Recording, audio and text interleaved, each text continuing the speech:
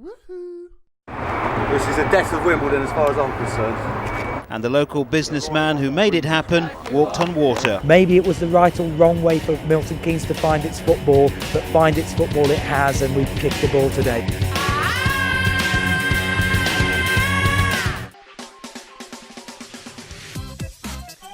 Welcome back to Big Head the Nerd and today's episode of the Winkelman Way. As we go through the end of season rundown, we have finished seventh in the Premier League, just outside of the Europa positions, which is kinda irritating. But we must remember, the FA Cup win is the win that triggers the finishing of this series. Now, if we get to the Europa or Champions League, that's good. But it's the FA Cup we want, so we will concentrate on the FA Cup this year. We did miss out on goal difference as well, which is kind of a smack in the mouth. Same wins, same draws, same losses as West Ham. And yeah, lost out by a couple of goals.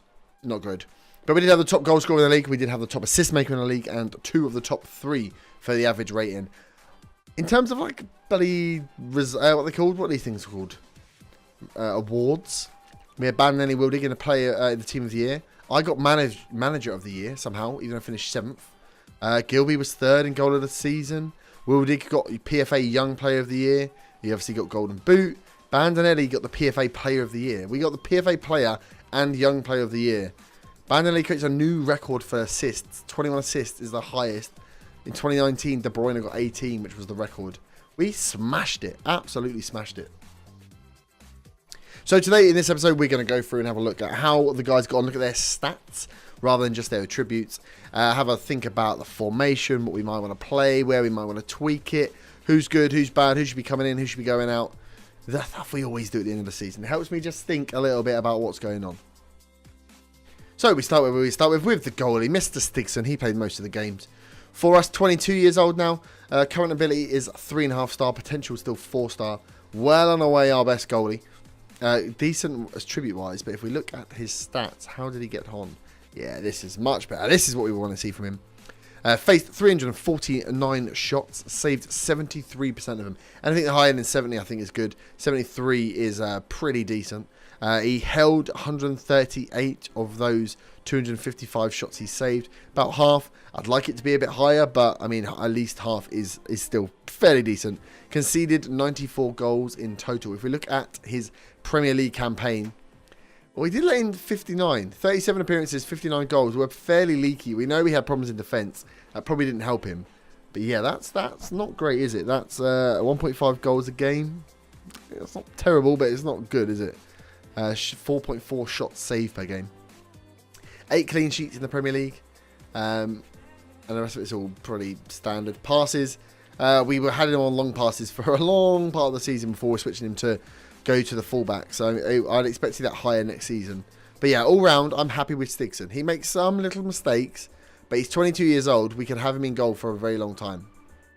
So if we move then on to the defenders, we're not going to make any changes in goal. We're fairly happy. We've got Fructi as the backup. I'm pretty happy with that. So defenders, we'll look at... Would you want to bring down 23s in? Let's bring down 23s in. I like to do it just to see where they are. If we look at ability... Lucas Machina, age 19. The right back is our highest rated ability defender, followed by Lascelles, the guy we brought in at centre back from Newcastle. Garcia after him, 23. That's not bad at all. Highest rated potential. Ruben Martin, the left back, he is at 20, followed then by Machina, then Garcia after him. So we've got good. We know we were happy with our left and right backs. Let's see how they got on. If we look at appearances, Garcia played the most games, 47.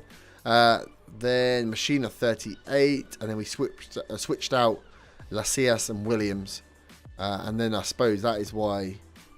Where is the man myth? Oh, there he is, Roshan Williams. So yeah, we switched out the other guys, and Eric Palmer-Brown. He's probably not going to get any more games. Average rating overall, Omar actually highest. The right back, he wants to leave. He's 32 now. Happy to let him go. But yeah, 7.08. Also the same, Eric Palmer-Brown 7.08. Jamal Lascelles 7.04. Guy came in, played 19 appearances since coming in January. It's pretty good, 7.04. Kyle Walker-Peters up there, 6.93. Anything lower than 7 is not great. Ruben Martin, actually the same as Lucas.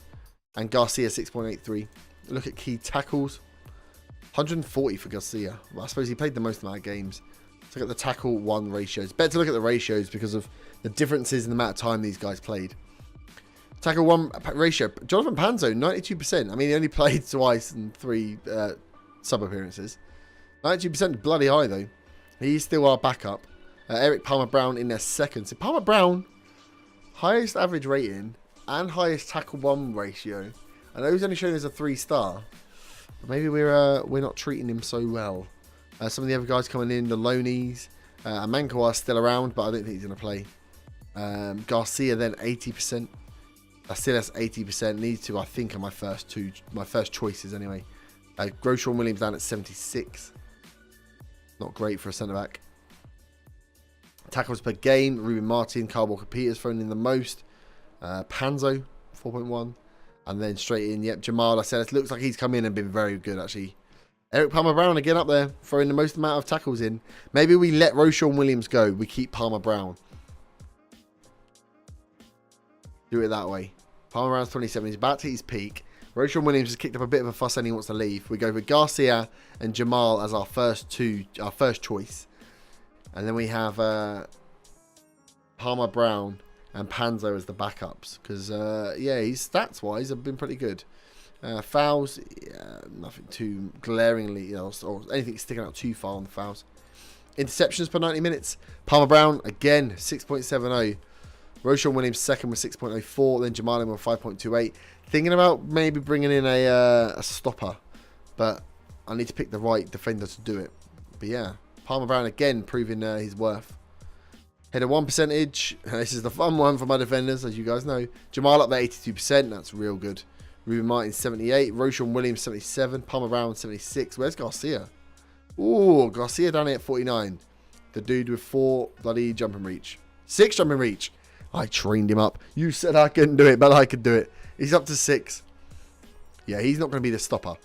But that would work, though. If he played cover and Jamal played stopper, it means that Garcia is not actually the one up there winning the headers on those interceptions. Aerial challenges. Palmer-Brown, again, per 90 minutes. Jamal, Roshan, Panzo. Yeah, Garcia. Don't go for him, mate. You're not going to win him.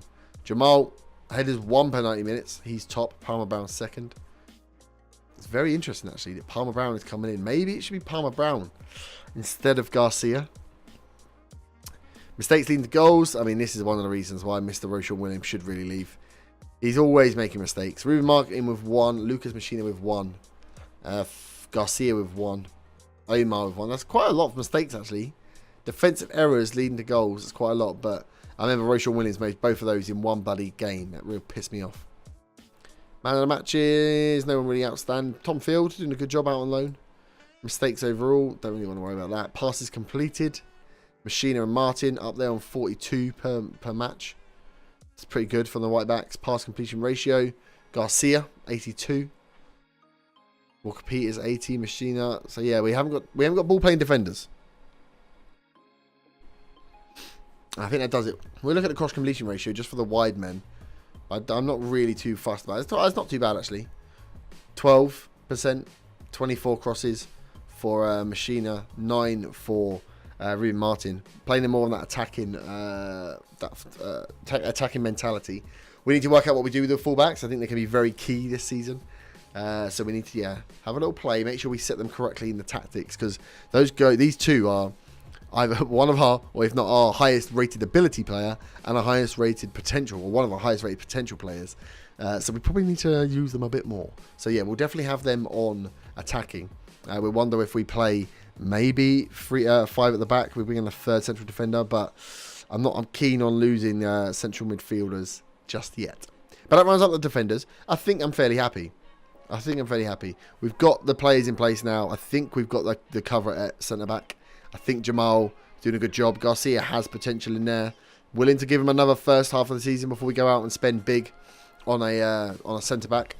Also, we also brought in this Toro guy who we've not given any chance to whatsoever. So we've got enough defenders in the team at the moment to play on. So I think we'll stay with those. We'll make sure we definitely give some tactical time to Machina and Ruben Martin, the left and right back. Work out what we do with those. Very young, very talented left and right back. So we need to make sure we make the most of those. But I'm happy with the defenders. So if we move on to the midfield 2. Let's see how these guys got on. Mainly looking in here for the guys we brought in. With some guys we didn't really use.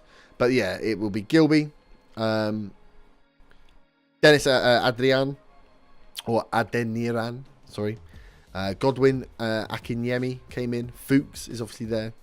We played Ramsey a little bit, I think. So these guys, which are the ones we got to watch out for? So if we look at ability-wise, Jondo Fuchs up there at the highest. Bandane and Kaikai obviously up there, but they're wingers. Mikowski and Crane are actually coming in as midfielders as well. Interesting to look at Crane, because if we do change around, and I'm thinking about a two striker formation, it means Crane's role goes. And do we repurpose him back where we tried the first time as a central midfielder? Have we got space for him in there? Because I'll be interested to see stats, shall we say. But yeah, then we've got Godwin, Dennis, and Gilby in there. Loftus-Cheek still banging around. I mean, Loftus-Cheek's only 28. He's in prime. Jesus. If we look at potential, Godwin, highest potential, followed by Fuchs. Pat Crane, his potential's dropping off a little bit now. Ben Wilson, where does he play? The 19-year-old. Oh, he's a winger. Mark Kelly will have coming back this season as well.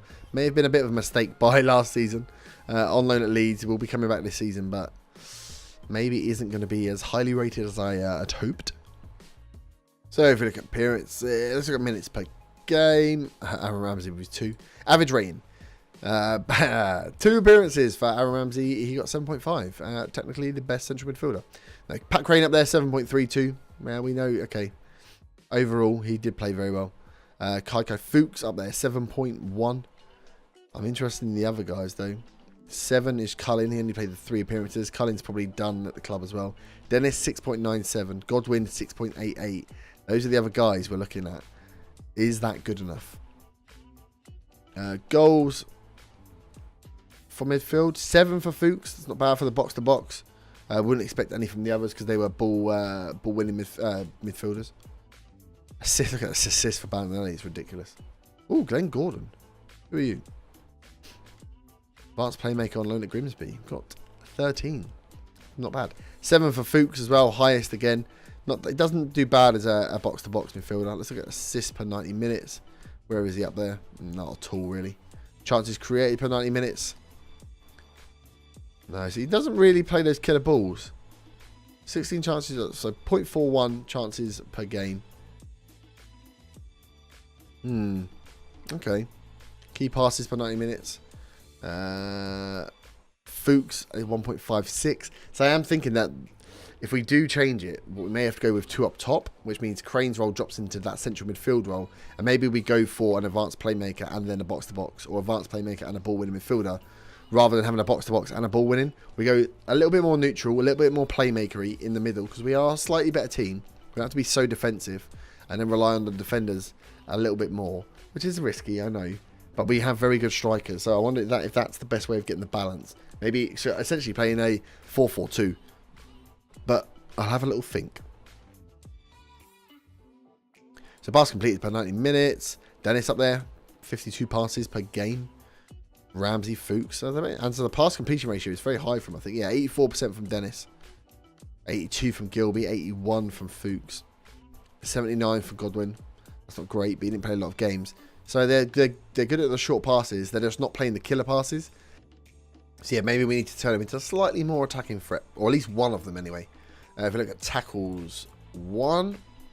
Mikowski, 88% with 7-1 tackles. Pat Crane's 82%. So when he does throw tackles in, so he could easily drop back into that central midfield. 80 for Dennis. 80 for Loftus-Cheek. 80 for Godwin. 77 and 77 for Fuchs and Godwin. Tackles, what's that per game? Godwin up there, 5.7. Dennis, that's that ball-winning midfielder. Throwing in those tackles. I wonder if we don't need the box-to-box. We don't need someone arriving late to the box. We actually need someone who's going to sit in front of the defence. And then a playmaker to come forward. Interesting. Interceptions. Dennis, 3.12. Godwin, 2.46. He's what you'd expect from someone in that role. Fouls, I don't care too much about that. No mistakes, no one kicks out too much for the amount of games they've played. Header 1 percentage, 80% for Big D. 77 for Goodwin. Aerial challenges. Mikowski, look at him throwing those in there. That's what we don't really want to look at shots or anything else for these guys. But that is interesting then. So technically Crane the highest ranking, but he was in that attacking midfield role. Can we drop him back? And then we have a very interesting dilemma because we've got Crane, Fuchs, Dennis, and Goodwin, all for those 2 central midfield roles. So yeah, but then that means we've got a lot of central midfielders to get rid of. I mean, Gilby, we won't get rid of Gilby. We'll try and keep him till the end because he's been with us since the beginning. But Loftus-Cheek, we don't really need around. We definitely don't need Ramsey around. We could probably Cullen again. We don't really need around. So Gribbin as well. We've got a lot of chaff to get rid of, shall we say? But central midfielders, that's what I'm thinking. Maybe change up the roles. Get rid of the box to box and the ball winning. Maybe go ball winning and advanced playmaker, or maybe go deep line playmaker, defend and advanced playmaker. I'm thinking the box to box won't be required because if we go with 2 strikers and 2 wingers, we don't need a third person coming forward. We actually need some creative outlets. Maybe that's a DLP on defend and an AP on support who are just pinging balls around. So let me have a think about how that works. So that's the midfield. Now let's look at the sexy guys. The front quartet. Is it attacking midfielders and strikers? That's what we want. That front diamond we play with that was so successful. If we look at ability, so this is one of the reasons why we need to think about this. Ability wise, Martin Visera, the 19-year-old, is our highest rated ability for those players. Wildig second, Eddie in third. So Eddie and Bandinelli are going to have to swap around a fair bit as Bandinelli is in his peak, but we need to start bringing through Eddie a little bit. Kaikai then next. Mikowski not far behind, and then you have Crane and then Dennis, funny enough. So we have Visera, Wildig, and then Mikowski, who are all rated higher than Crane, which is then 2 strikers and a backup. And if you look at potential-wise, Visera and Mikowski are up there as well. Obviously, Anis as well, back up to Kaikai on the right. So we have that. We have our second generation of quartet coming through, but can I get away with another season of wasting Mikowski and Visera and relying just on Wildig? What happens if we can get these guys with Visera and Wildig working together? Visera is a complete forward as well, which is pretty freaking sexy. He can do a lot of things. And giving him some space to run around in that Crane role, but from where he's more comfortable as a striker, is something that I'm quite excited about. I just need to make sure we don't go too attacking and we can make it work. So that's why I'm thinking that way. If we have a look at the stats though, let's see if that changes our mind. Average rating, Bandinelli 7.54, what a beast, obviously. Ramsey, we'll ignore that one. Crane 7.32, so we know Crane is good. We need to find his role. Wildig 7.28, Kaikai 7.19, Armstrong out on loan got 7.05, and Amarani 7.04, Eddie 7.02. So all of those above 7 is great. That's why we're such a good attacking team. Goals. 32 goals in all competitions for Wildig. It's mental. 15 for Kaikai, 13 for Bandinelli, 11 for Crane. So 11, he's got less than these guys as well. Imagine we could get another goal scorer up there. Mikowski on 8. Goals per 90 minutes, Wildig 0.83, Mikowski 0.71, so he's a goal scorer. Bandinelli's Visera is quite low actually. He only got the 1 goal. So it'll be interesting to see if we give him some time in the right role, whether he can score. Shots per 90 minutes, Mikowski the highest. Shots on target per 90 minutes, Mikowski the highest, Wildig second. Shots on target ratio, Adam Armstrong, what a beast. Still only in 27. Still in his prime pretty much. We should probably release him, let him go. Kaikai the highest for shots on target ratio, then Bandinelli, then Wildig, all 56 or high 50s. Mikowski 52. So Mikowski, although only 3-star ability, is actually shown that stats wise, very, very good. Assists per night, like total assists, 23 for Bandinelli. Kaikai, only 7 assists, 15 goals. Had a pretty quiet season, to be fair. And I'm less worried about him moving out and Amarani coming in than I am with Bandinelli, which makes me think maybe Eddie, is he right-footed or he's right-footed? Maybe we do with Eddie what we did with Kaikai himself, and we train him as a right midfielder because he's an inside forward on the left at the moment. Maybe we train him on the right and we have him take over Kaikai's position, because Bandinelli is just a god, let's be honest. When I brought him in for peanuts, it was one of my first big signings. I didn't ever believe that he'd be getting the PFA Player of the Year, breaking the assists record for the Premier League and just being an all-round absolute fucking god. So assist per 90 minutes, Bandinelli, and I see Amirani's up there, and then Vasira 40. Vasira's another one we could be training out on the wing if he doesn't work out in the middle, but I kind of want to go for 2 strikers. Chances per 90 minutes, or chances created per 90 minutes, sorry. Amirani up there, very good. Bandinelli. Crane, okay, that's nice. Mark Kelly, good to see, out on loan doing something. Key passes per 90 minutes, Crane, 2.75.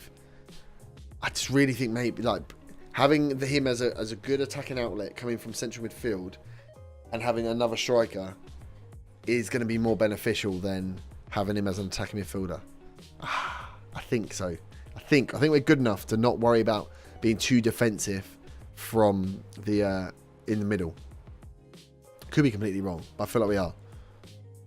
Pass completion ratio, and in Barlow, first thing he's peered on, he probably should be released as well. Dennis up there, Amirani, so they're not great up here on the passes. Don't really care about tackles or mistakes or any of that rubbish. Heads won ratio, no one up there as a prolific header of the ball, which is weird actually, because Mikowski wins the most headers, right? 7 headers he wins a game. He'll be very interested to bring it in to change up a game. And this is one of the guy here, Lewis Whitbread, who was absolute bossing it in the under 23s league. Naturally a winger on the left. Could be worth keeping an eye on. He's got fairly decent stats. Potential is up to a 4-star. Might be worth bringing up to the first team, having a look at. But we've got a lot of players. We've got a lot of players we should probably look to get rid of. Diaby was the other one actually. 14 finishing. He's like fairly quick and fairly good at finishing. Got a lot of goals this season for the under 23s. But it looks like he's never going to quite get to that level.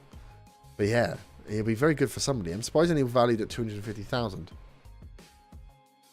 So I think the plan that rounds out the team. If we have a look at the team report, let's just look at what we got, what we were good at, and what we were bad at. Shot accuracy, top goal scorers, defense depth.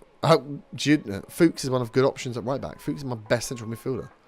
Midfield depth, good youth prospects. Enough. We didn't spend any of our money. That's good. Good best crossing in the league. Good depth in keeper. Good goalkeeper. I can't believe they're putting Fuchs in as a right back. That's annoying. A good centre back. Finally. It says we've got good jumping reach, which is interesting. Creativity, actually, that's good. 28 of the 81 assists from the last 50 matches come from inside the penalty area. Score a lot of goals, get a lot of crosses, do a lot of dribbles. I like that. Bad passing. Bad passing ratio. So, do we want to play quick, short football? And is that, again, a reason why we put playmakers in the middle of the park rather than ball winners? Because they win the ball and they lump it forward rather than being a playmaker who's likely to bring the ball down and lay it off. Bottom third for work rate. That's not good. I usually look for work rate when buying players. Apparently there's a leadership void. That's not good. Low level of aggression. Okay, so we've let in a lot of goals as well. Could do with improving our coaches is interesting to look at. But yeah, you can see when you look at the graph where we're strong and where we're weak. Squad depth. All positions. That's what we want. All positions. Player's best role. So we got Wilding there. Eddie's up there. That's weird. But Vasira, Armstrong, if we keep him, Mikowski. We know Kaika's our best on the left. And who's doing this? Keith Millen. Are you stupid? Vasira actually came up as our second best right midfielder. This is all over the shop. Fuchs, Gilby, Dennis. I'm going to have a play with it. Just to get it set. But I think I'm happy. I'm happy with the back four now. Now we've got Jamal in. I'm happy with Stigson. So how do we get this working in here? Actually, do we play Jundo as a DM? No. I'm definitely thinking we go for Fuchs and maybe a Crane in the middle. Get Crane trained up. And then we've got Dennis and Goodwin to come in behind the rest of the guys we fire off. And then we've got Wilding and Vasira that can go up top. Eddie training up on the right to replace Kaikai. Bandinelli on the left. And then you've got, yeah, a bit. Vasira can play, not Vasira, sorry.